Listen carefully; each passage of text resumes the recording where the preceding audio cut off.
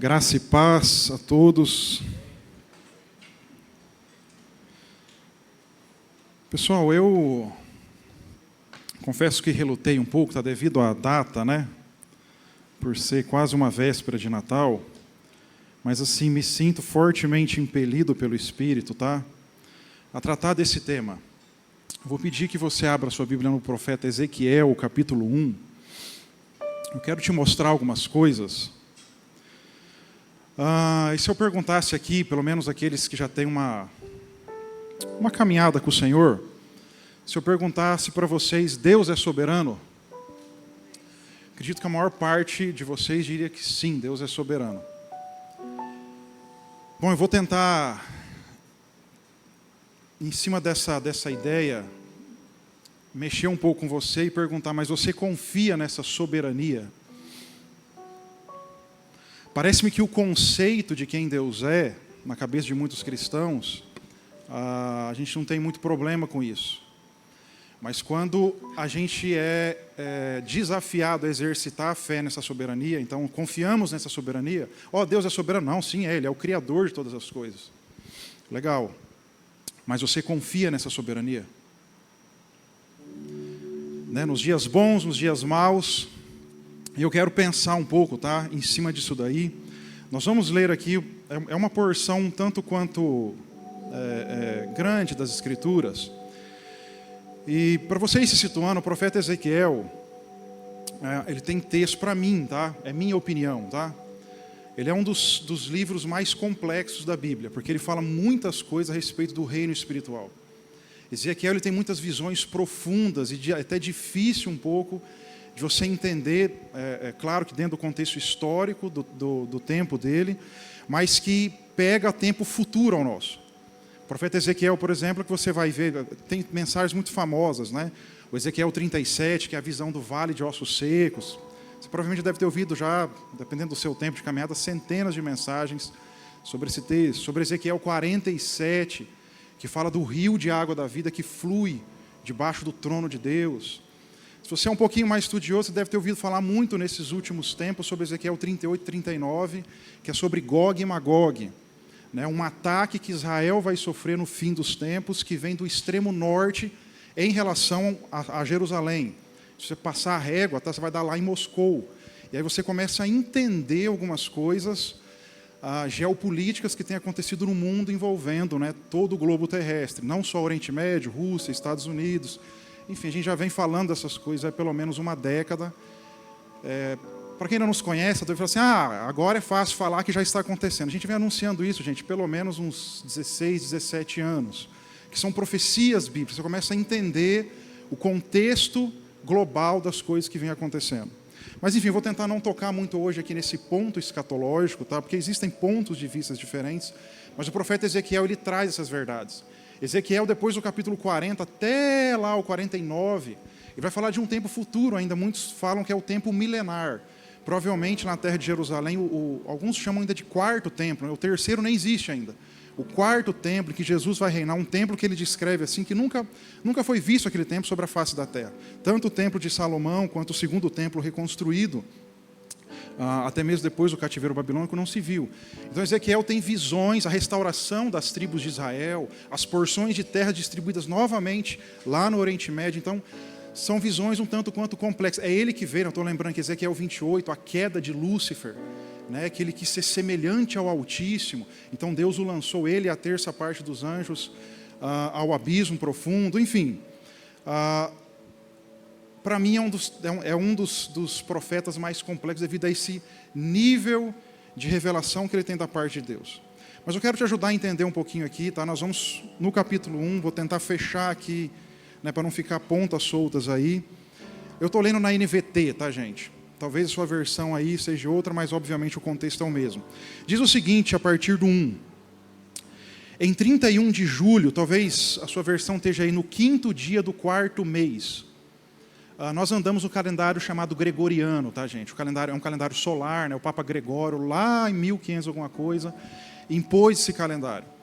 As revelações bíblicas estão baseadas no antigo calendário lunar, tá? Então não são 365 dias, né? Mas são 360 dias judaico.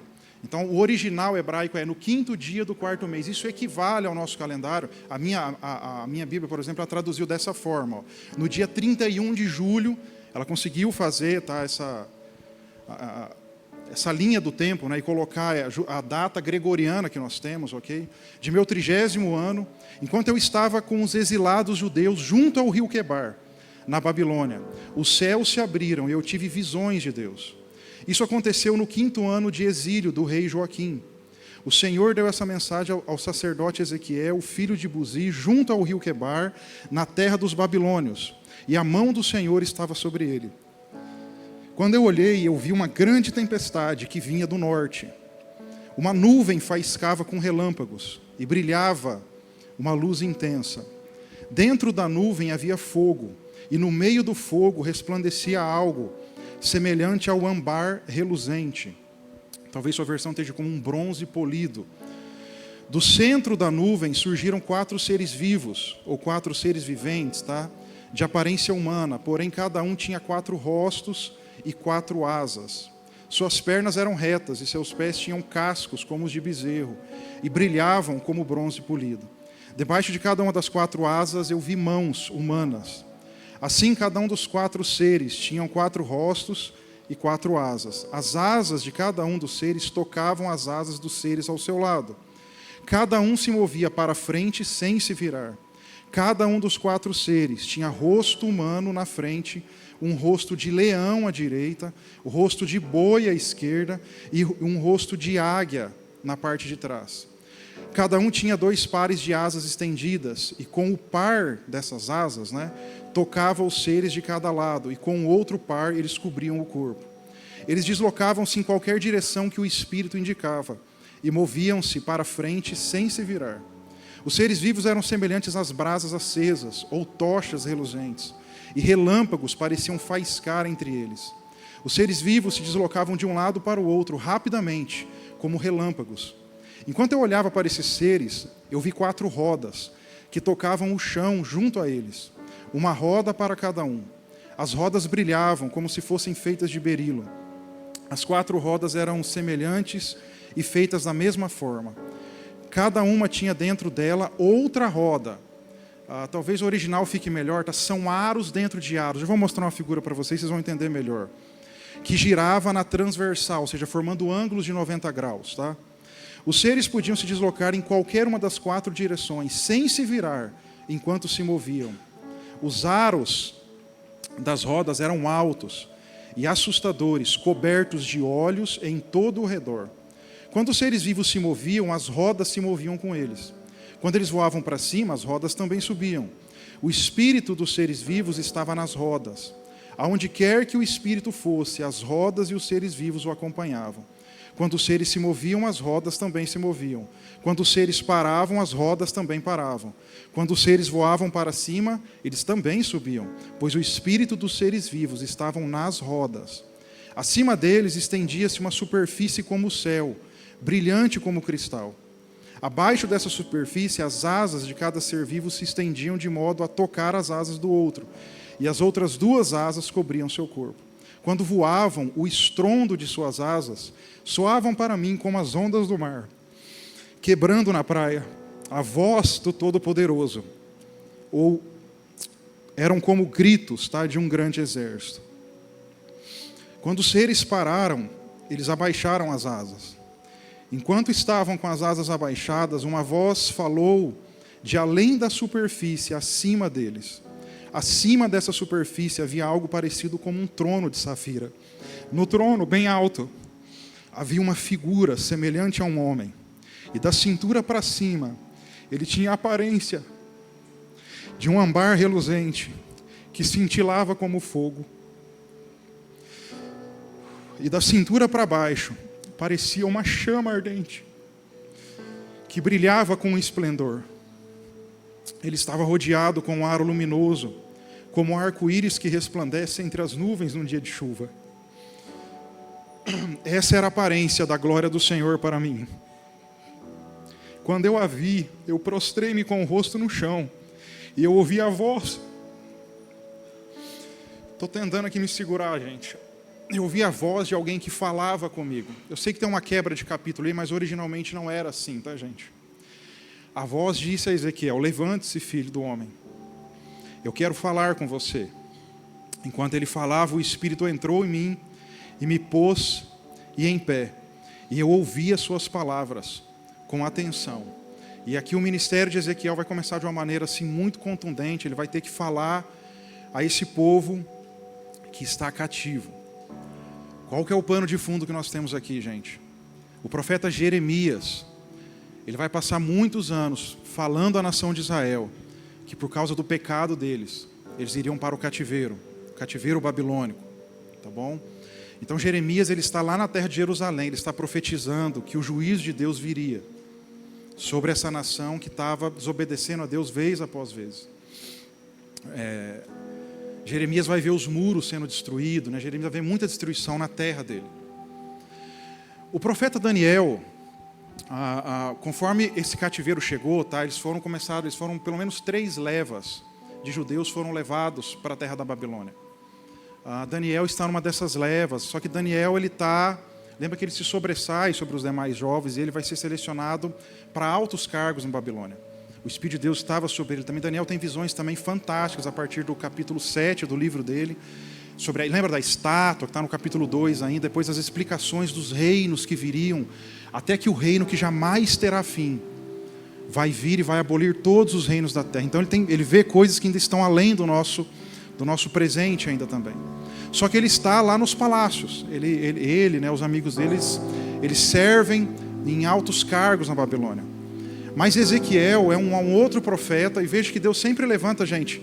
A gente acha que, né, Deus levantou um ponto aqui, ou alguém ali, Deus levanta muitos profetas em tempos difíceis.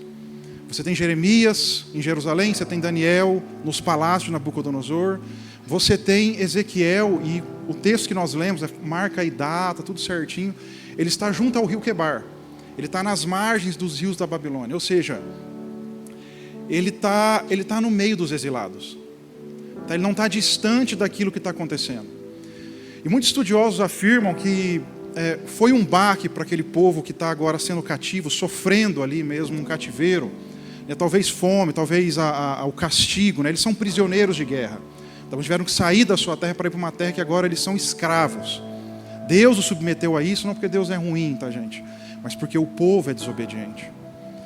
E Ezequiel, ele está nesse contexto, e o pensamento muitas vezes judaico é o seguinte, você vê por muito no Velho Testamento isso, né? O Deus de Israel, então o povo estava num nível de depressão ou de tristeza que era comum o seguinte pensamento: o Deus dos israelitas, ou os deuses dos judeus aqui no caso, ele perdeu para o Deus dos babilônicos. Os deuses caldeus, também chamado de povo caldeu, tá?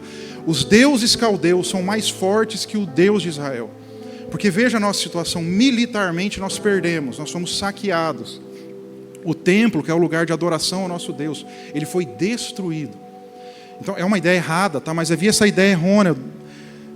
O Deus de Israel, ele não é tão forte quanto parecia. Ele não é tão soberano. Os deuses caldeus, nós somos cativos a eles agora. Havia um outro pensamento que talvez o Deus de Israel estivesse limitado a uma questão geográfica. Ora, o Deus de Israel, ele é Deus naquelas mediações, né, de Dan a Berseba, tá, de norte a sul de Israel. Fora dali, talvez, né, nós temos sentido na pele que talvez Deus nos abandonou. Se eu fosse trazer para os nossos dias de hoje, Deus não pode atuar em determinadas situações da minha vida, porque Ele não é poderoso o suficiente. Por isso que eu volto àquela primeira pergunta, né? Deus é soberano? Eu acho que a maior parte dos cristãos convertidos não tem problema em afirmar que sim, porque nós cantamos sobre essas coisas. Mas você confia nessa soberania? Então havia muito esse pensamento, Deus nos abandonou, ou o nosso Deus pode ser mais fraco que o Deus dos babilônicos. Deus não está conosco no meio dessa situação tão difícil. E aí nós temos essa imagem. Se o pessoal lá que vocês quiserem soltar, como eu disse, o profeta Ezequiel é difícil algumas coisas de você entender.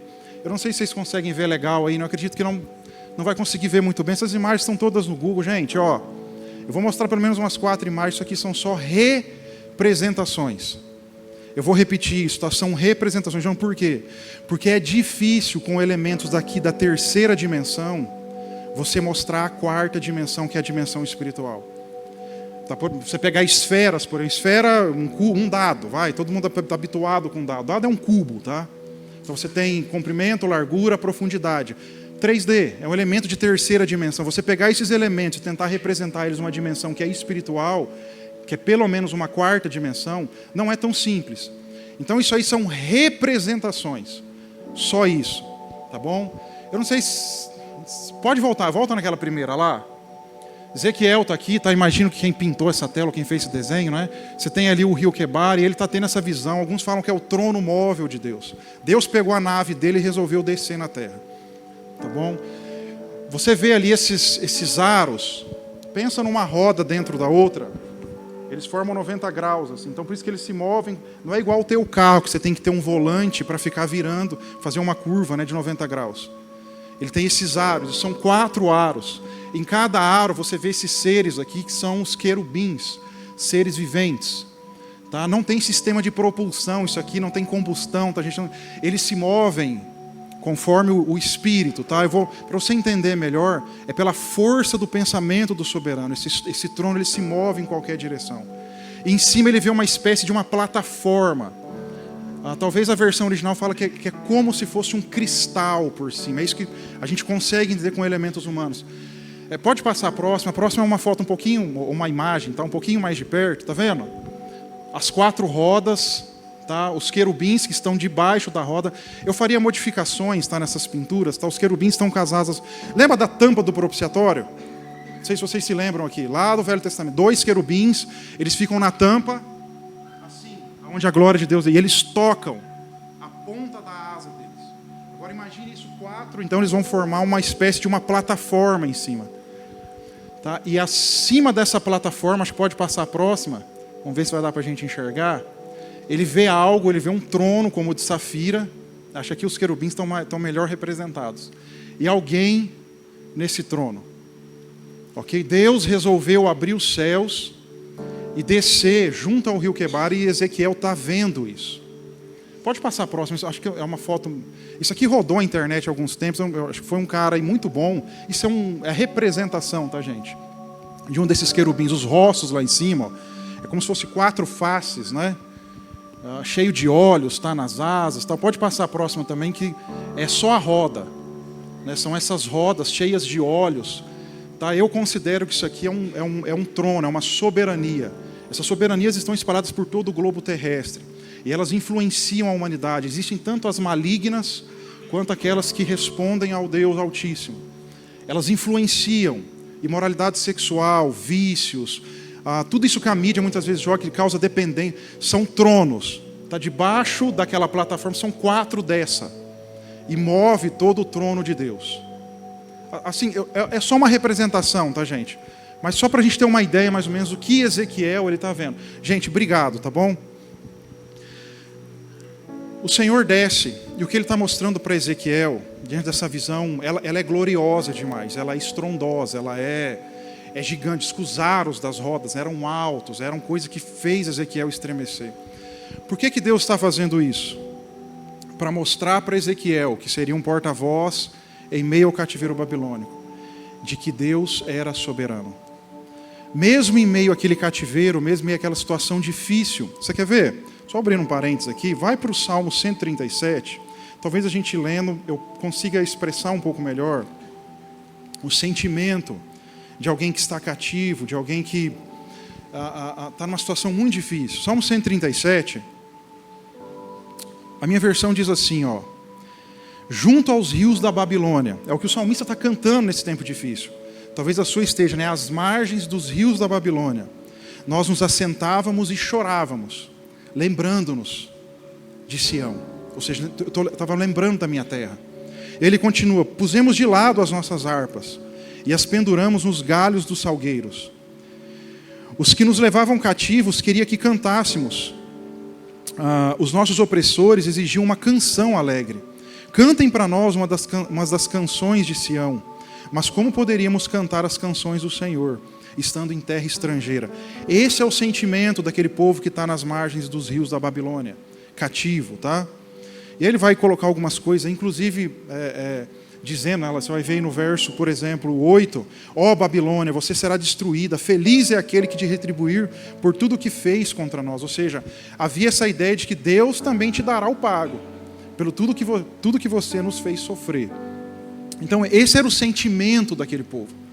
Então Deus vem com essa demonstração de glória, Deus abre os céus, Ezequiel está olhando e vem, vocês me permitam me chamar, tá? Deus vem com a nave dele, ou com o trono móvel dele, tá? Por isso que o salmista faz, há muito tempo atrás, quando o Senhor desceu nas asas dos querubins. Por isso que essas expressões são muito... E a gente às vezes não consegue... não é palpável essas coisas. A gente fala assim, do que ele está falando? Ele está falando disso aí. O Senhor que há muito tempo atrás rasgou os céus e desceu em poder e grande glória nas asas dos querubins. Ou seja, Deus veio e mostra tudo aquilo para Ezequiel. Ezequiel se prostra com o rosto em chão, né? E o capítulo 2... fala assim, filho do homem, põe-te em pé. Eu quero falar com você.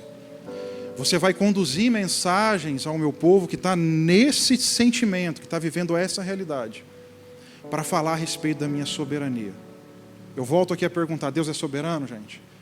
Junão, Deus é soberano. Nós cantamos sobre... Existem inúmeras canções que cantam sobre isso. Mas a pergunta é, você confia nessa soberania de Deus? Porque uma coisa é declarar quem Deus é. Outra coisa, gente, é a gente experimentar de quem Deus é. E essa é a questão. Essas demonstrações de glória, essas visões do trono, essas coisas, né, que talvez o seu homem espiritual não está ativado, tá bom? Não, isso é loucura, isso é loucura. Isso é real, gente. Tá? Isso é real, é mais real do que você possa imaginar. Deus está convidando o povo a confiar. Eu quero mexer com você um pouquinho hoje a respeito disso. Você confia na soberania de Deus? No dia bom, quando tudo está bem, você quer então viver a vida, né? Puxa, aconteceu-me coisas maravilhosas. Você continua confiando em Deus? Nós estamos totalmente apegados a Ele. O seu sonho se realizou. Nós estamos apegados a Deus ainda? No dia mau, quando tudo dá ruim, né? Quando a enfermidade chega, quando a fome bate, quando a escassez vem, quando as catástrofes mundiais estão à beira de colapsar, a gente desespera ou a gente confia nesse Deus que, em meio ao cativeiro, Ele resolve fazer uma demonstração de glória poderosíssima? Põe-te em pé e eu vou começar a falar com vocês aqui. Eu vou te trazer revelações não só sobre a condição de vocês, mas sobre a restauração de vocês. Não só a terra, tá, de Jerusalém, mas a restauração vindoura num tempo que eu entendo, tá, que é o tempo milenar, o milênio de Cristo, que está descrito lá em Apocalipse 20, que vocês vão ter o próprio Messias no meio de vocês. Ele vai reinar sobre as nações com cetro de ferro e vai mostrar a esse mundo, a essa terra aqui, o que é um governo de justiça, paz. E aí, não é só para a gente fazer, para não deixar o Natal passar, né? Como diz Isaías, né? Porque um menino se nasceu, um filho se nos deu, e o seu nome será maravilhoso, conselheiro, Deus forte, Pai da eternidade. A gente fica, uau!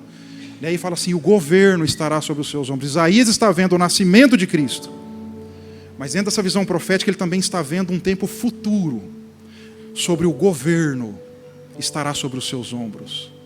Esse reino que jamais terá fim, e o rei desse reino é o próprio Filho de Deus, Jesus Cristo. É isso que Isaías expressa lá no capítulo 9, né, que é essa passagem que muita gente usa ela com relação ao Natal. Confiamos na soberania de Deus, gente? Eu vou te dar uma macrovisão global para te mostrar como é que nós podemos confiar na soberania de Deus. Vamos lá? E aí eu sei que a sua vida, não, eu não tenho nada de negócio de geopolítica. Eu vou te dar uma visão global sobre o que vai acontecer no planeta Terra. E aí você pensa dentro da sua própria... Se Deus se preocupa com o globo, porque Ele não vai se preocupar comigo, que vocês têm uns problemas muito inferiores ou menores do que eu vou te mostrar aqui. Preparados? Vamos lá. Hebreus capítulo 12. Eu quero ler alguns textos. Vamos começar com Hebreus.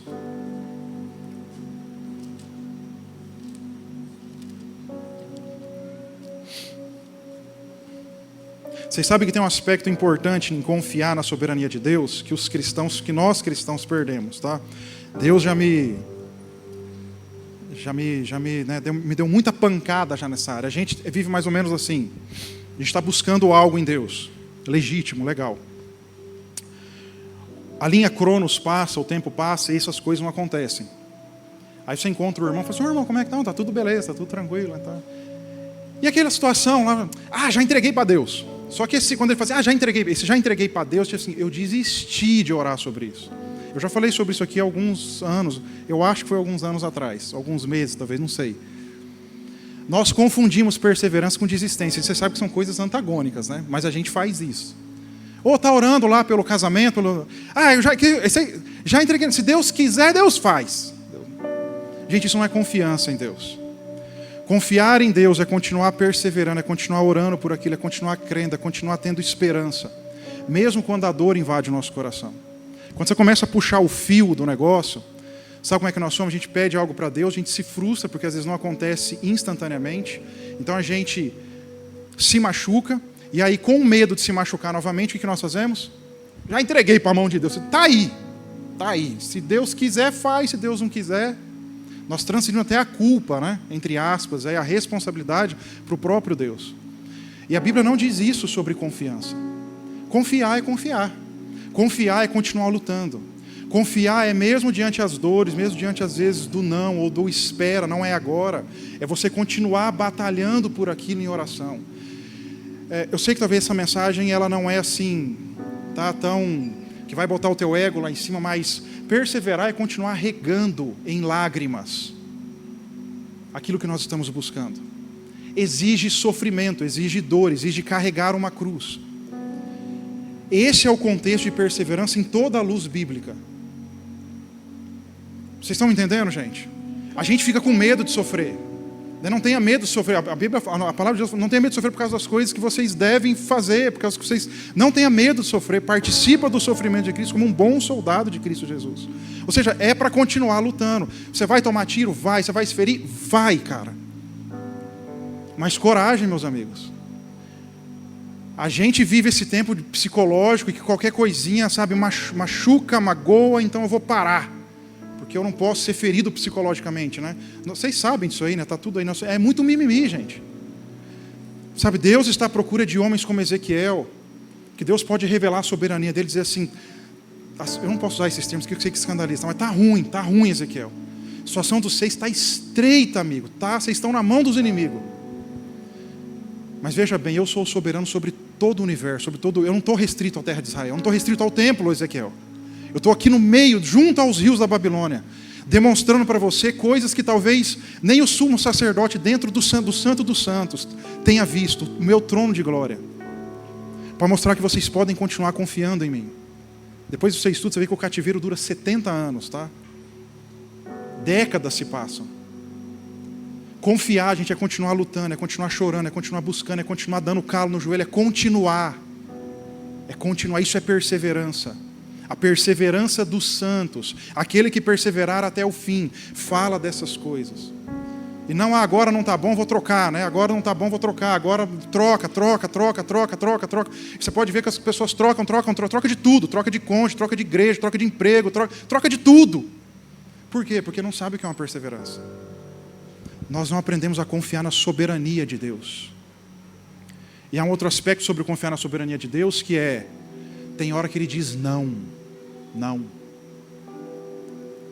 E aí quando você vai caminhando com Deus e vai amadurecendo, soa estranho isso, tá? Eu dou glórias ao Deus Altíssimo todas as vezes que Ele disse não na minha vida, por coisas que o meu coração, e eram listas, tá? Que o meu coração pulsava, que eu almejava com todas as minhas forças, eu queria muito, mas Deus disse não. E eu louvo a Deus por isso. Sabe por quê? Eu estou aprendendo a confiar na soberania de Deus. Esse não, ele é protetivo. Esse não pode me livrar de noites e noites e noites em aflição sem dormir por causa de consequências. Eu aprendi que eu sirvo a um Deus soberano. E eu preciso confiar no não. Eu preciso confiar no espera, Júnior, não é agora. Mesmo a minha alma estando, eu quero.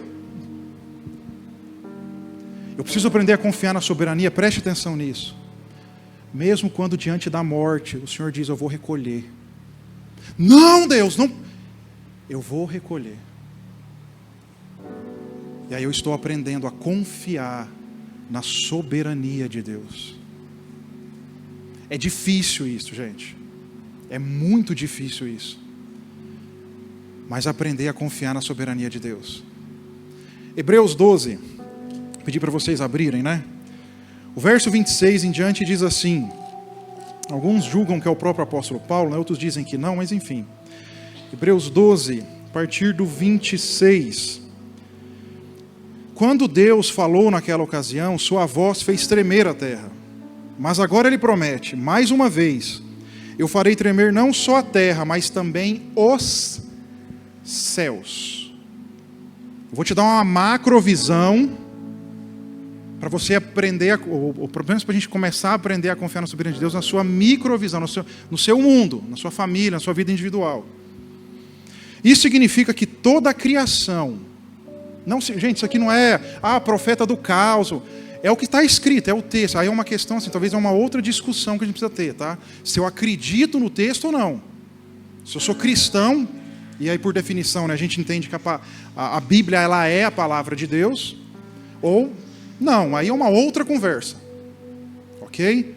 Mas ele diz, toda a criação será abalada e removida, de modo que permaneçam apenas as coisas inabaláveis. Uma vez que recebemos um reino inabalável, sejamos gratos e agradeçamos a Deus adorando com reverência e santo temor. O escritor de Hebreus está dizendo o seguinte, gente, tudo na criação, tudo, ela vai ser abalada. Deus vai permitir que seja abalado. Para quê? Para que reste somente aquilo que é inabalável. Se eu fosse traduzir dentro do nosso contexto, é mais ou menos assim. Deus vai trazer catástrofes, caos, crises, guerras, fomes, pandemias, e por aí vai. Apostasia em todo o globo terrestre. Para saber quem confia na sua soberania e quem não confia. Vai restar só aquilo que é inabalável. Vai restar só o reino de Deus. E as pessoas às quais pertencem, né, ou quais fazem parte desse reino. Deus fala de um abalo global que ele vai chacoalhar mesmo. E nós vamos precisar confiar na soberania de Deus. Não é só saber que Deus é soberano. É confiar nessa soberania. 22, não, Rússia invade, não sei o que lá, meu Deus, vai ter a terceira guerra. Normalmente não é se vai ter, é quando vai ter. É uma questão óbvia. Qualquer cientista geopolítico, não estou nem falando de religião. Para alguns nós já estamos no terceiro conflito mundial. Ainda não há o uso de armamentos nucleares, nós estamos chegando, estamos caminhando para isso. Uma guerra ela pode ter a utilização de armamento nuclear ou não. Os abalos, não, terremoto sempre teve, eu concordo com você. Mas pega os gráficos, vai lá em painel global, começa a estudar sobre os tremores de terra ao redor do mundo. Não só o número deles tem aumentado, como a intensidade tem aumentado. Você vê um gráfico assim, quando você pensa em número de abalos. Quantidade de vulcões estão na erupção. Enfim, toda a terra sendo abalada. Você fala assim, não, isso é coisa de doido. Não é, vou te mostrar, vai lá para Isaías. Vamos lá, estou te dando uma macrovisão. Nós vamos e precisamos confiar, gente, na soberania de Deus. O profeta Isaías, eu vou ler aqui o que alguns chamam de o Apocalipse de Isaías, tá, gente? Isaías 24, eu vou ler só alguns versículos, tá, gente? Depois, se você quiser ler na íntegra, aliás, eu sugiro que faça isso. A partir do verso 1, eu vou ler alguns versos. Diz o seguinte, vejam, o Senhor está prestes a destruir a terra e transformá-la num enorme deserto. Ele devasta a sua superfície e dispersa os seus habitantes. Sacerdote e povo, preste atenção no comparativo que Deus faz. Os sacerdotes e o povo, servos e senhores. No dia de hoje, tá? Patrão e empregado. Todo mundo. Pastor e os irmãos da igreja. É todo mundo. Não tem... Ele continua dizendo, servas e senhoras, os que compram e os que vendem, os que emprestam e os que tomam emprestado, credores e devedores. Ninguém será poupado. A terra será completamente esvaziada e saqueada. O Senhor falou. E aí ele continua no verso 4, né? A terra lamenta e seca. Talvez você está escandalizado, está não, que isso, meu Deus, ai, Jesus me ajuda. Calma, calma. Vamos continuar lendo, tá bom? A terra lamenta e seca, sim, o mundo definha e murcha. Até mesmo os mais nobres da terra, os ricaços, tá? Eles definham. A terra sofre, sabe por quê? Ai, será que Deus é ruim? Nossa, quanta desgraça. A terra sofre por causa do pecado de seus habitantes, pois nós transgredimos as leis de Deus, violamos os seus decretos e nós quebramos a sua aliança eterna. Por isso, e é só por isso, que a maldição consome a terra. Seus habitantes pagam pelos seus pecados, são destruídos pelo fogo e apenas, aí alguns sobrevivem, é um remanescente que fica, eu entendo que entrando naquele tempo do milênio, está entrando ali nos 1000 anos do governo de Cristo. Se a gente ler mais um pouco, dá um pulo comigo aí lá para o verso 19 do mesmo capítulo. Ele diz assim: a terra se despedaçou, está totalmente destruída e é sacudida com violência. A terra cambaleia como um bêbado. Vocês já viram, né? Oxi, o cara está meio... Né? O que será que vai... Então a terra está assim, ok? Isso aqui é só uma força de expressão, tá? Parece que ela está fora do eixo de inclinação dela. Coisas estranhas acontecendo na terra. Né? Isso, para bom entendedor, meia palavra basta. Tá bom? A terra se despedaçou e está totalmente destruída, né? E é sacudida com violência. A terra cambaleia como um bêbado, estremece como uma tenda na tempestade. Viu uma tendinha na tempestade? É Deus sacudindo. Tá bom? Cai e não voltará a se levantar, pois a culpa da sua rebelião, a desobediência do ser humano, tá bom? Ela é pesada demais. Naquele dia o Senhor castigará, preste atenção nisso, algumas pessoas perguntando, né, Ju, não, o negócio aí não é no céu, bababá. Assim, gente, o pessoal pega as ondas e inventa muita coisa. Os poderes dos céus serão abalados. E para mim, aquilo que é verídico, eu vou repetir isso, aquilo que é verídico, que é real, tá? É isso que está acontecendo.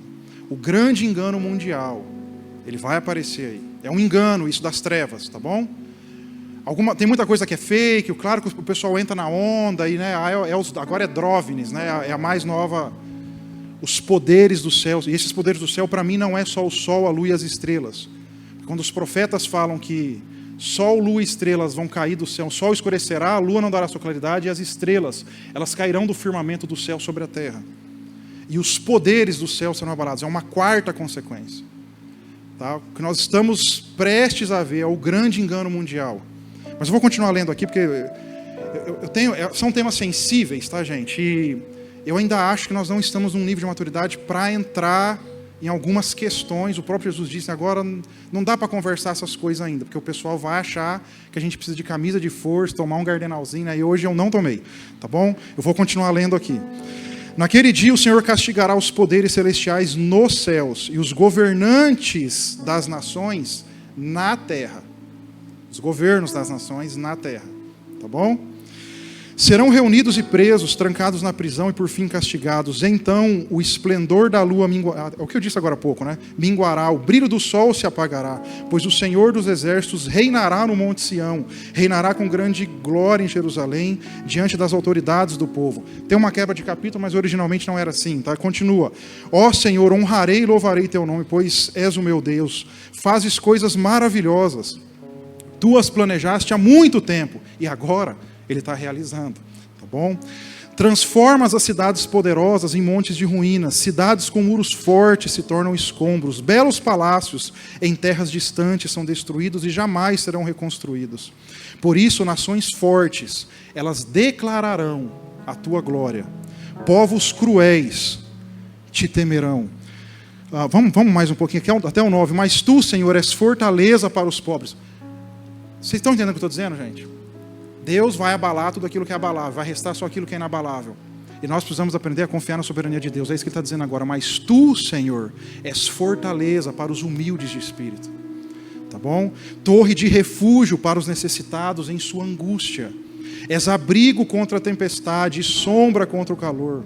Pois os atos opressores dos cruéis são como tempestade que açoita um muro, como o calor implacável do deserto. Tu, porém, calas o rugido das nações estrangeiras. Como a sombra de uma nuvem diminui o calor implacável, assim os cânticos de soberba dos cruéis são silenciados. Em Jerusalém, o Senhor dos Exércitos oferecerá um grande banquete para todos os povos do mundo. Será um banquete delicioso, com vinho puro, envelhecido e carne da melhor qualidade. Ali Neste tempo, Ele removerá a nuvem de tristeza, a sombra escura que cobre toda a terra, e engolirá a morte para sempre. O Senhor soberano enxugará todas as lágrimas. Ele removerá para sempre todo insulto contra a sua terra e contra o seu povo. O Senhor falou. Naquele dia o povo dirá: esse é o nosso Deus, confiamos nele.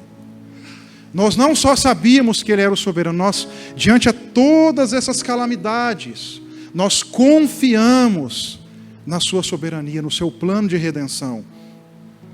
E o texto ainda continua dizendo aí, né?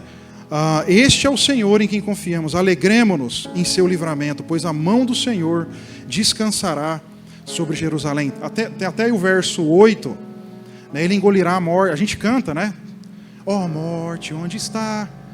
Paulo citou isso aí lá em 1 Coríntios, quando ele fala da ressurreição dos mortos por ocasião da vinda de Cristo. Isaías está vendo essas coisas, gente, muito antes, tá, da nova aliança ser estabelecida e de apóstolo Paulo, Pedro, né, e tantos outros colocarem os escritos ali.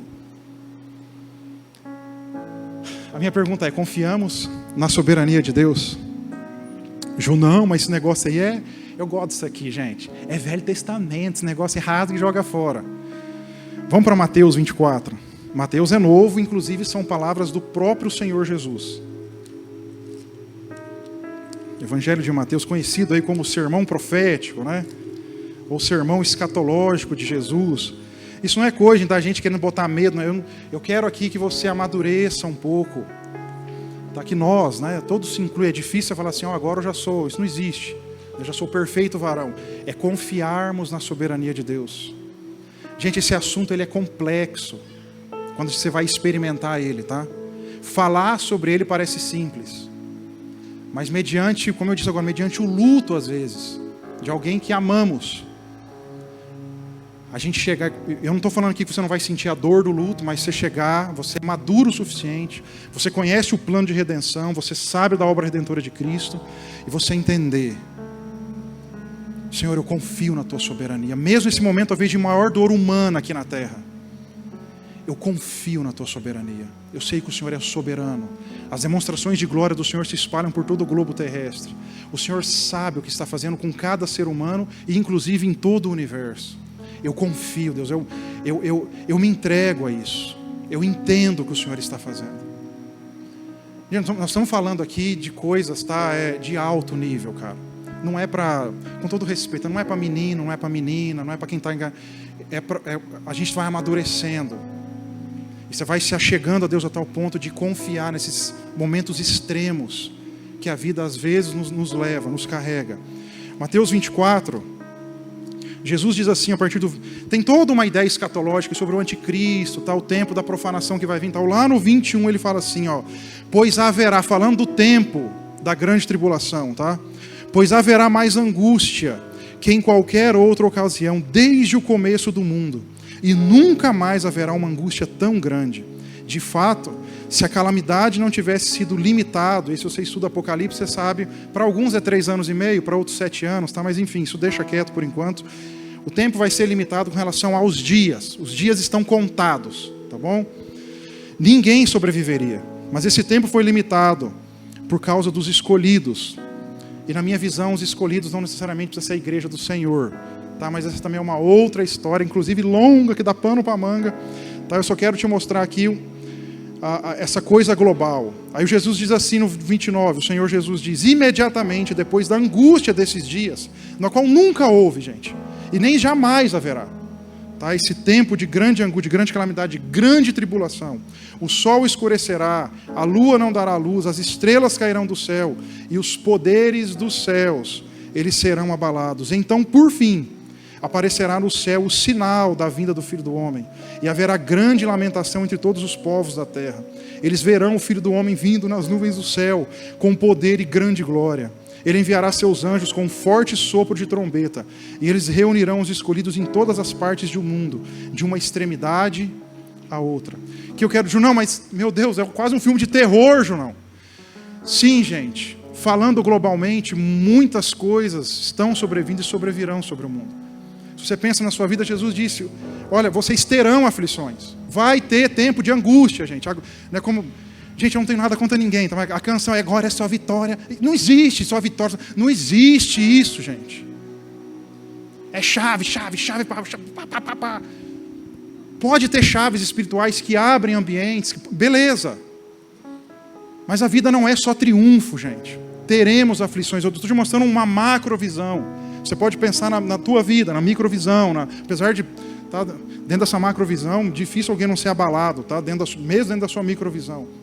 Mas no final, aparecerá um sinal no céu, o Filho do Homem vai rasgar os céus, ele vai vir, vai reunir os seus escolhidos. Eu sei que aqui tem um monte de coisa escatológica, tá? Jesus volta antes da grande tribulação, depois, né?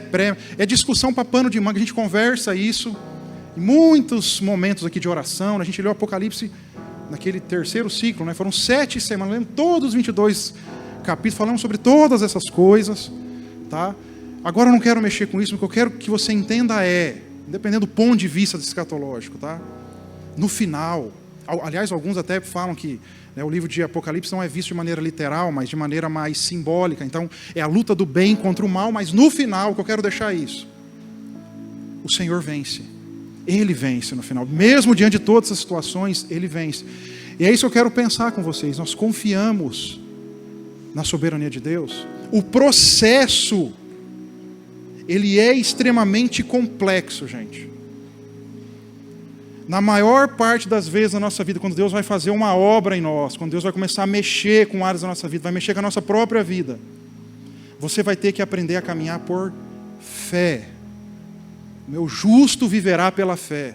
Ele não retrocederá, mas ele andará por lugares altos. Está no profeta Abacuque, e o próprio escritor de Hebreus fala sobre andar por essa fé. Muitas vezes Deus vai te lançar palavras proféticas. Você fala assim, meu Deus, Deus me viu, né, há não sei quantos anos fazendo tal coisa. Cara, legal, a gente quer pegar aquele momento de glória e quer viver ele agora.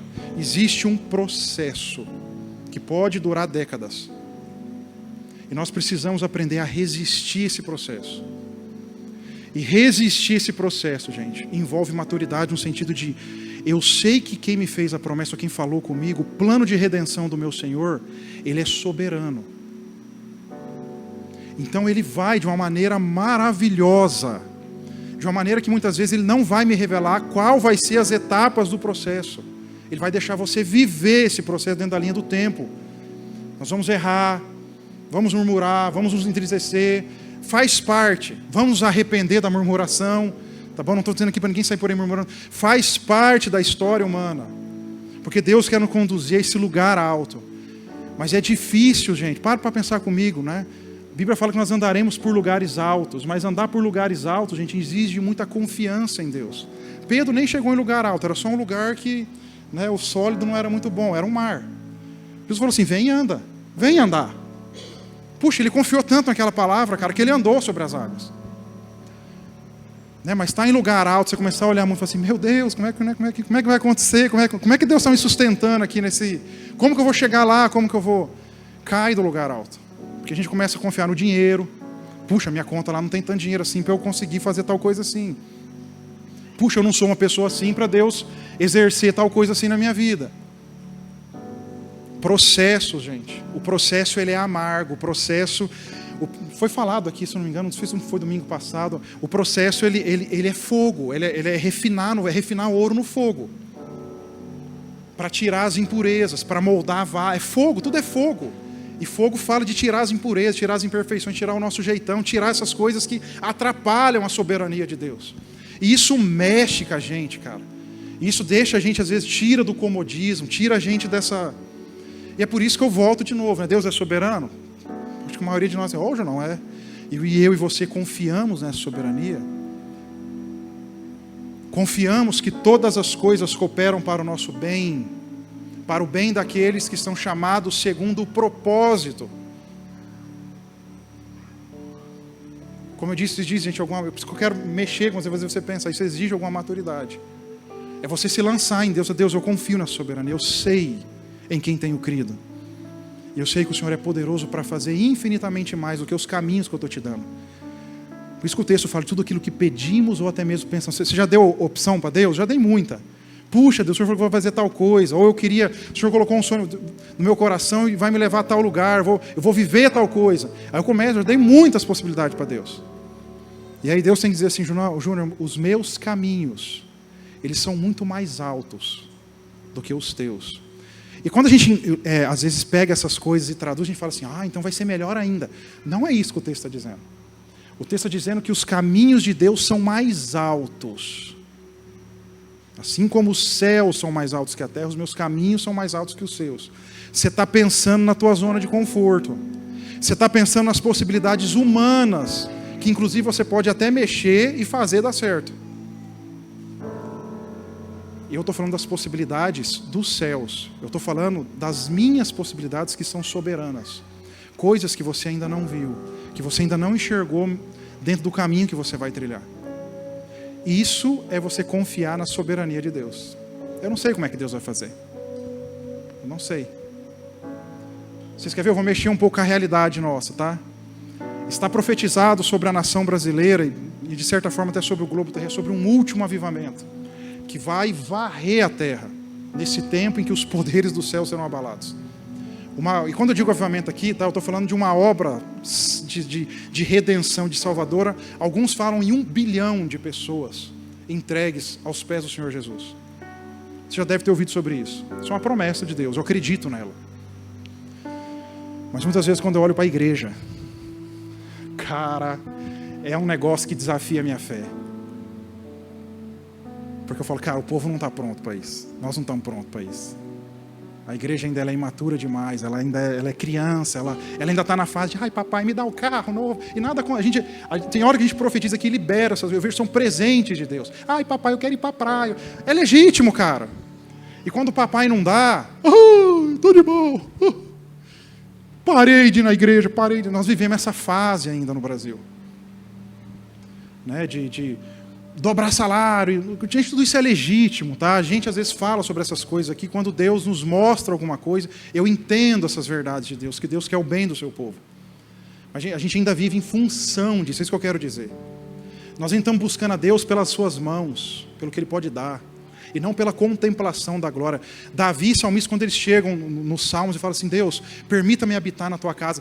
Para quê? Para que eu tenha BMW e Porsche. Não tem problema com isso, gente. Não é isso que eles dizem. Permita-me habitar no teu santuário para que eu possa contemplar a tua beleza e a tua formosura. Cara, é muito diferente isso. Davi tinha um reino na mão. Muitos salmistas eram levitas, né? Pessoas vamos dizer assim, economicamente falando, ou dentro de um status de uma sociedade. Beleza, legal. Mas não é sobre isso, cara. É sobre contemplar a glória de Deus. É bem diferente, gente, uma coisa da outra. Muito diferente uma coisa da outra. Vocês estão com vontade de ir embora, gente? Apocalipse 4. Confiar na soberania de Deus. E confiar não é abandonar. Deixa. Quando Deus quiser, Deus faz. Se Deus quiser, está aí, está na mão de Deus. Não, a gente vai continuar clamando, orando. João, quando ele está preso na ilha de Patmos, o Senhor dá ali uma mensagem às 7 igrejas da Ásia, que hoje está na região da Turquia, tá bom? E aí o capítulo 4 diz o seguinte, vou pedir que você me acompanhe aí. Também, se você não está muito habituado, tá, com o que a gente tem falado aqui domingo, né, muitos domingos, talvez sejam elementos difíceis, né, de você visualizar. Mas vamos lá. João tem a mensagem às 7 igrejas da Ásia, tá? Hoje a atual região da Turquia está na ilha de Patmos. Você pega o Google lá, o Maps, vai lá, coloca a ilha de Patmos, você vai ver uma ilha, você vai ver a Turquia, hoje chama Turquia, tá? Região da Ásia Menor ali. E aí ele fala as 7 igrejas que estavam lá, e ele fala o seguinte, depois do final do capítulo 4. Então, quando eu olhei, eu vi uma porta aberta no céu. Preste atenção. Ezequiel está na margem dos rios da Babilônia, cativo. Ele tem visões de Deus, o trono móvel de Deus, ele desce à terra. Ele tem essa visão sobre a soberania. Ele confia na minha soberania, tá bom? João está na terra recebendo essas profecias a respeito das igrejas. E agora no capítulo 4 ele fala assim, então quando eu olhei para o céu eu vi uma... Eu gosto de chamar de portal. Portal é isso, a gente... às vezes o pessoal fica meio assim, você na sua casa tem cômodos. Você está no quarto. É o ambiente do quarto. Talvez a intimidade do casal. É o quarto. Talvez tenha uma suíte. Enfim, é um quarto. Quando você atravessa aquele portal, aquela porta, talvez você dê, na minha casa, por exemplo, dá para um corredor. Naquele corredor algumas coisas mudam. Há intimidades aqui dentro, que quando eu atravesso o portal, aquela não pode mais acontecer. Quem não sabe, nós temos 2 filhos. Quando eu entro no quarto da Maria Júlia, eu atravessei um outro portal. É um quarto de menina, cortina rosa, né, todo aquele firulinho, menina, tá bom? Né, a cama dela, o negócio da mini, aquela coisa toda, beleza? Menina, normal. Saí daquele portal, voltei, eu entro no outro quarto, eu atravessei outro portal, quarto de menino, carrinho, né, aquela coisa, é menino. Negócio do Spider-Man, aquelas coisas da Marvel e tal. Eu saí daquele portal, eu caminho mais um pouco, eu chego na sala. Ali a gente pode receber visitas, é uma outra atmosfera. Portais são isso. Dentro da sua casa tem portais. Dentro dessa igreja, quando você sair pela porta de fora lá, talvez o que está acontecendo aqui, você não vai mais sentir ou não vai ter mais a percepção do que está aqui. Você vai ter a percepção da rua. Você atravessou um portal. É só isso. Às vezes a gente usa esse palavreado, o pessoal fica meio assim, né, meio preocupado com o negócio, tá? Vi uma porta aberta no céu, tá, um portal aberto, e a mesma voz que eu tinha ouvido antes falou comigo como um toque de trombeta. A voz disse: suba para cá. Gente, que convite maravilhoso. Você dá uma olhada, portalzão aberto, chega mais, sobe aí. A voz falava com João, tá? Aqui é com João. E aí o texto diz o seguinte: no mesmo instante, eu fui tomado pelo Espírito e vi um trono no céu e alguém assentado nele. Aquele que estava sentado no trono brilhava como pedras preciosas, como jaspe e sardônio. Um arco-íris com um brilho semelhante ao da esmeralda circuncidava o trono, ou circundava, tá, o trono. Ao redor do trono havia 24 tronos, os quais estavam sentados 24 anciãos. Estavam todos vestidos de branco, usando coroas de ouro na cabeça. Alguns falam que esses 24 anciãos são anjos. Gente, eu acho difícil acreditar nisso, porque assim, não tem, a Bíblia explica a própria Bíblia, tá? Não há nenhum texto na Bíblia que diz que anjos serão coroados. Por isso que eu tenho dificuldade com essa interpretação. Quem serão coroados serão os santos da era da igreja. Tá? Então, para mim, esses 24 anciãos têm mais a ver com um ser humano do que com seres angelicais. Mas, enfim, João está vendo isso daí. Estavam todos vestidos de branco, né, usando coroas de ouro na cabeça. Do trono saíam relâmpagos, estrondos e trovões. E na frente dele havia 7 tochas com chamas ardentes, que são os 7 Espíritos de Deus. O Espírito de Deus é um só, tá? Depois você lê lá Isaías 11:2, você vai ver as 7... Eu vou usar esse termo, tá? Manifestações. Fala de plenitude, do Espírito de sabedoria, Espírito de conselho, Espírito de profecia. As 7 manifestações do mesmo Espírito de Deus. Eles estão ao redor do trono, porque Deus é... vocês não estão entendendo, gente. Soberano. Por isso que há conselho, a sabedoria, a ideia de 7 sempre é isso, de plenitude, totalidade, perfeição diante de Deus. Tá bom? Diante do trono havia algo como um mar de vidro, cintilante como cristal. No centro e ao redor do trono havia... Olha aí que interessante. Quem está lá?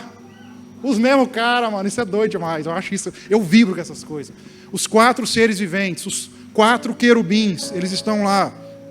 Cada um cobertos de olhos, na frente e na trás. O primeiro deles, olha a semelhança do texto. Era semelhante a um leão, o segundo a um boi, o terceiro tinha rosto de homem, o quarto era uma águia em voo. Lembra que a gente leu essas coisas agora há pouco? Cada um dos seres vivos tinha, aqui são 6 asas, inteiramente cobertas de olhos, por dentro e por fora. De dia e noite, eles repetem sem parar. E a gente cansa dos cultos de 2 horas, hein, gente? É sem parar por toda a eternidade. Santo, é isso que eles estão declarando. O Deus Todo-Poderoso, aquele que era, que é e que ainda virá. Cada vez que os seres vivos dão glória, honra e graças ao que está sentado no trono, aquele que vive para todo sempre, os 24 anciãos se prostram. Eu não vou entrar nisso, dependendo da semântica do texto, é se prostrarão, tá? Isso pode estar no futuro, tá? E adorarão ou adoram o que está sentado no trono, aquele que vive para todo sempre. Colocam suas coroas diante do trono e dizem: Tu és digno, ó Senhor nosso, de receber a glória, a honra e o poder, porque criaste todas as coisas, e elas existem, porque o Senhor criou segundo a sua soberania. Tudo que foi feito se fez, porque o verbo que estava lá no início com Deus disse: haja. Então, tanto no mundo visível quanto no mundo invisível, elas vieram a existir porque Deus queria que existisse. E é interessante, se vocês se lembrarem, alguns meses atrás, a gente falou sobre o homem, o poema. Lembra lá de Efésios 2? De Deus. A obra-prima da criação. Muitas pessoas vivem em crise, né? Oh, Deus não me ama, oh, para que eu fui criado? Oh, céus, oh terra, oh. Entenda, cristão, você foi criado porque Deus quis que você existisse. E o texto diz que você foi criado para o louvor da glória dele. Deus nos cria para confiar na soberania dele a tal ponto. As pessoas às vezes me perguntam, não, qual que é o mais alto nível de adoração? E a gente está aqui naquele momento assim de glória, de pau, louvor, aquela coisa, aquele ambiente na igreja, anjo voando, tal, aquela coisa toda, tão maravilhosa, aquela presença que você está sentindo, e, né, você mergulha na presença aqui, palavra profética, e pá, pá, bum, aquela coisa toda acontecendo. Esse é o maior nível de adoração. Não é, gente. O maior nível de adoração que um homem ou uma mulher pode dar a Deus é obediência. Por isso que a adoração muitas vezes não tem nada a ver com música. Tem a ver com dizer sim, Senhor. Abraão, sai da tua terra e da tua parentela e vai para o lugar que eu ainda não vou te contar o plano, Abraão. É para você confiar na minha. Eu estou para fazer algo novo na terra, Abraão. Vou começar com você. Ah, Deus, mas como é que vai ser financeiramente? Nós vamos andar de jegue, vai ser camelão 2.0, aonde nós vai abastecer?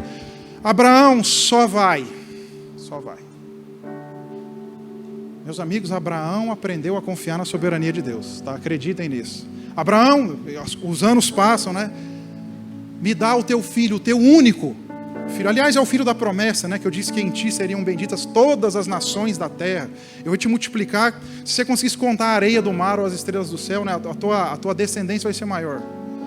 Ô Abraão, faz o seguinte, sobe lá e sacrifica o Isaac para mim. Ah, gente, eu ia pedir muita explicação para Deus, mas muita. Eu falei, não, mas como é que é? Já teve um monte de problema lá atrás, não podia ter filho, não podia não sei o que lá, fiz lá um negocinho errado lá, um negocinho errado, isso é um problema até os dias de hoje, tá? Questão árabe e tudo mais, é Ismael no meio do caminho, tudo desse problema.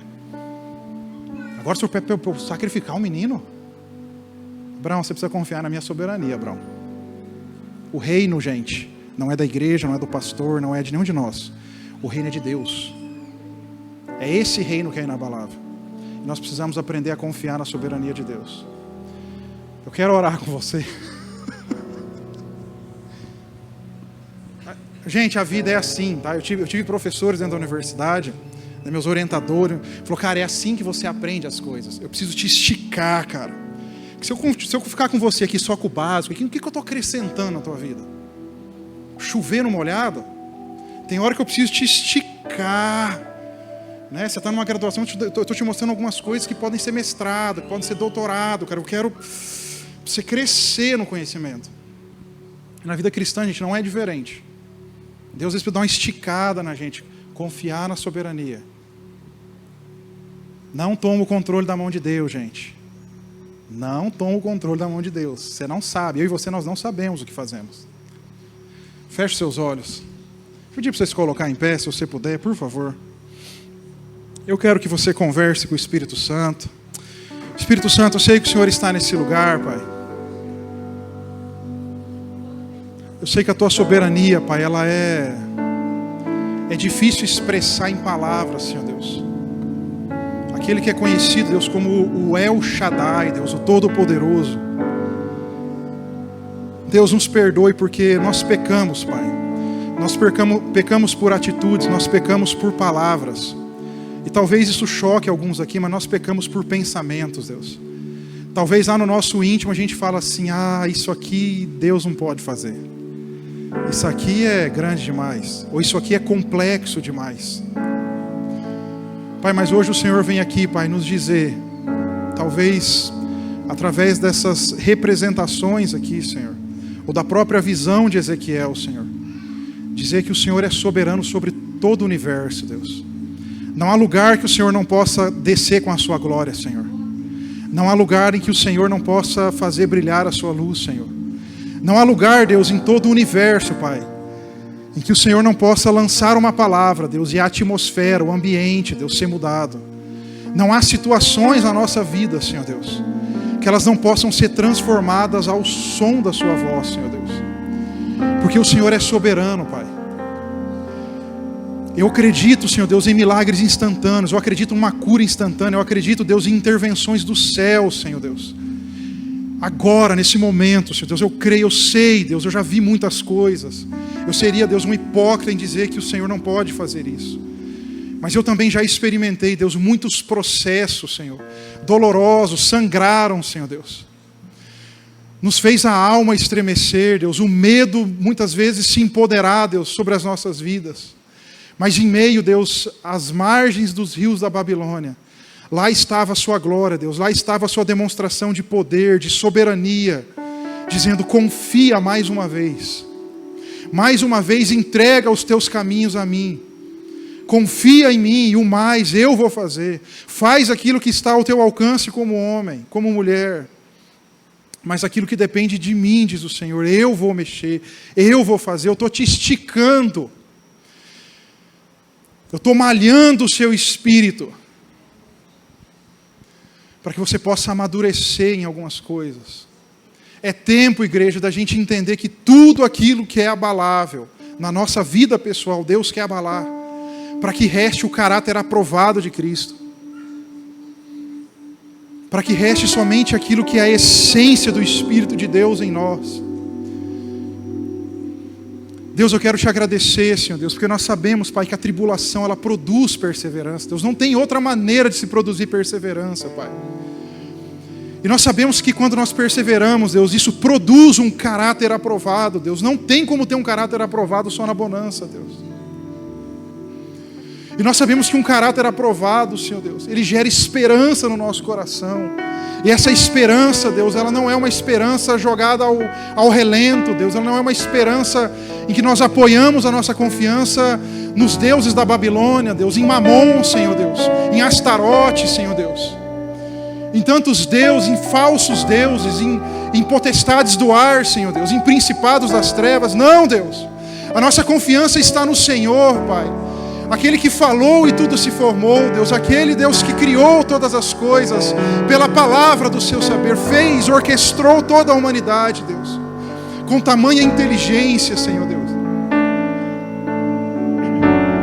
Então, a palavra do Senhor diz que a sabedoria estava lá como sua conselheira, Senhor.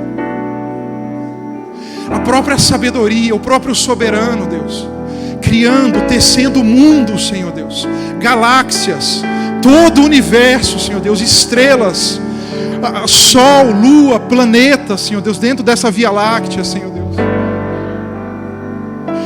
Estamos com dificuldade de chegar na lua, Senhor Deus, de descer ao vasto oceano, Senhor.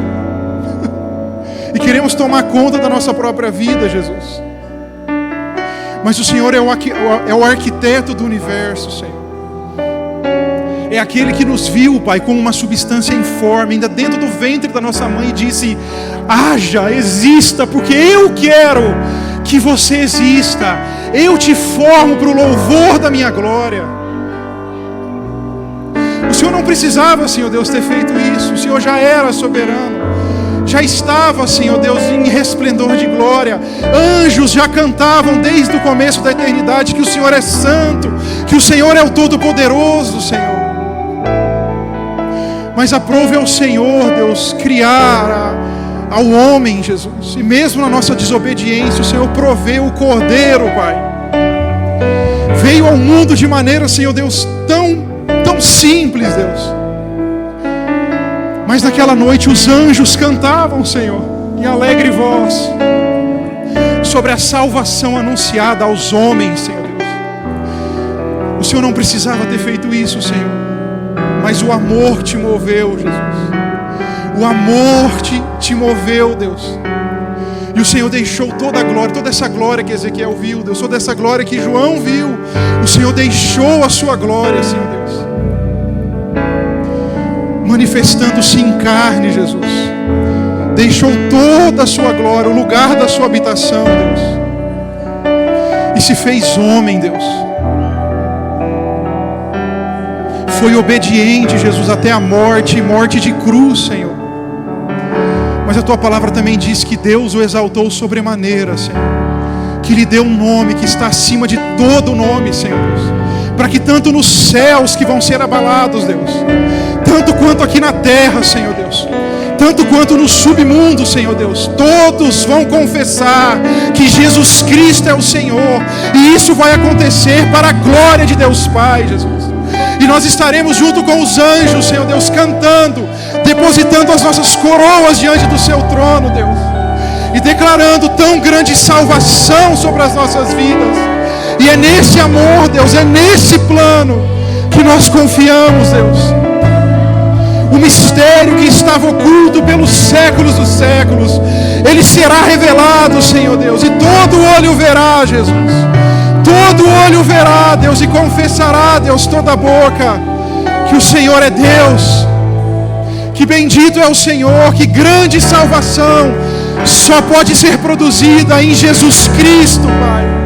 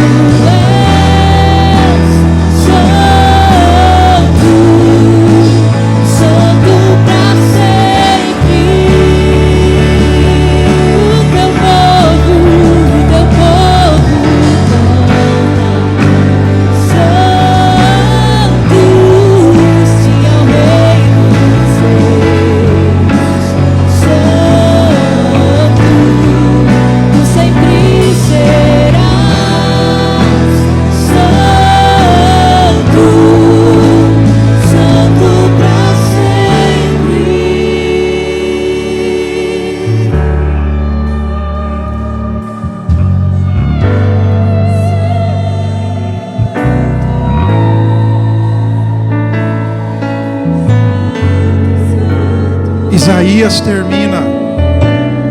Passamos pelo 24, 25, o 26. Ele termina dizendo o seguinte, sobre essa parte, né, que parece tão caótica, né? Ele fala assim: tu guardarás, esse é o 26 a partir do 3, tá? Tu guardarás em perfeita paz os que em ti confiam, aqueles cujos propósitos estão firmes em ti. Confiem sempre no Senhor, pois o Senhor Deus, Ele é uma rocha eterna. Essa é a rocha, gente, que não será abalada. Tudo que é abalável será abalado, mas a rocha, ela é eterna. Pai, nós te louvamos por esse tempo, Senhor. Obrigado, Pai. Deus, eu também aqui percebo no meu espírito, Senhor Deus, que há pessoas queridas aqui, Senhor, que estão buscando milagres da parte do Senhor, Deus. Elas esperaram talvez por todo um ano, Deus, buscaram, elas choraram, elas lamentaram, elas é aquilo que nós chamamos de pagar o preço, Senhor. Elas estiveram ali na brecha do muro, Senhor. Pai, eu quero orar aqui, Deus, que os portais eternos da glória se abram, Deus, sobre a vida dessas pessoas. E que anjos, Pai, que são espíritos ministradores, que estão trabalhando em favor daqueles que hão de herdar tão grande salvação, Senhor Deus. Que eles venham, Deus, eu vejo que situações amarradas, Deus, muito amarradas, complexas de serem resolvidas, muita burocracia, Deus. O Senhor que é soberano, Pai, desamarra essas situações, Senhor. Estabelece os seus processos, Deus. E julga a causa, Senhor Deus. Coloca na frente, Senhor Deus, coisas que já há muito deveriam estar, Deus, desembaraçadas, Deus. Faz isso, Senhor Deus, em nome de Jesus. Pessoas aqui que talvez, Deus, tenham um anseio no coração, Pai, estão na batalha, estão na luta, Senhor Deus. Estão trabalhando em relação a isso, Deus. Deus, nós queremos orar aqui que o Senhor possa liberar ainda esse ano, Senhor Deus, essas bênçãos. Para Ti nada é impossível, não haverá impossíveis para o Senhor, Deus, em todas as Suas promessas, Senhor Deus. Talvez esse ainda é o ano do milagre, Deus. Só acaba quando termina, Senhor.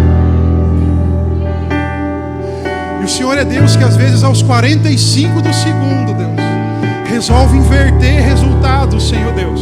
Resolve inverter decretos, Senhor Deus, que já foram liberados. Como foi na vida do profeta Isaías, Senhor, na vida de Ezequias, Deus. Isaías tinha um decreto do Senhor, Pai. Põe tua casa em ordem, Ezequias, porque você vai ser recolhido, Ezequias. Mas Ezequias orou ao Senhor, chorou amargamente. Um decreto do próprio Senhor, Pai, foi mudado antes que Ezequias saísse, Deus, do pátio externo. A voz do Senhor veio: volta lá. Será concedido a ele mais 15 anos. Vai ter mais longevidade, Senhor. Esse é o Senhor soberano, perfeito em tudo que faz, Senhor. Capaz de parar o sol, Deus, para que possamos alcançar os nossos inimigos, Senhor Deus, nas batalhas implacáveis da vida. Faz acontecer, Deus, no meio dos fiéis, Senhor Deus. Faz acontecer no meio da sua igreja, Jesus. Mostra, Deus, aqui a muitos homens e mulheres, Deus, o poder que há em Ti, Senhor Deus. A Tua glória, a Tua majestade. Permita-nos habitar nesse ambiente, Senhor Deus, para que possamos contemplar a Tua formosura, a Tua majestade. Tua palavra diz que o Senhor está vestido de glória, Senhor Deus. Nos leva, Deus, a esse nível, Jesus. Nos leva a esse nível de experimentar, Deus, o Senhor, Pai. Em nome de Jesus, nós liberamos esses milagres aqui, Senhor Deus. Que o Seu povo seja maduro o suficiente, Deus, para não transformá-lo, Pai, numa miséria, mas também não transformá-lo numa desgraça, Senhor. Que seja maduro o suficiente para viver o tempo de promessa, Senhor Deus. Em nome de Jesus, Pai.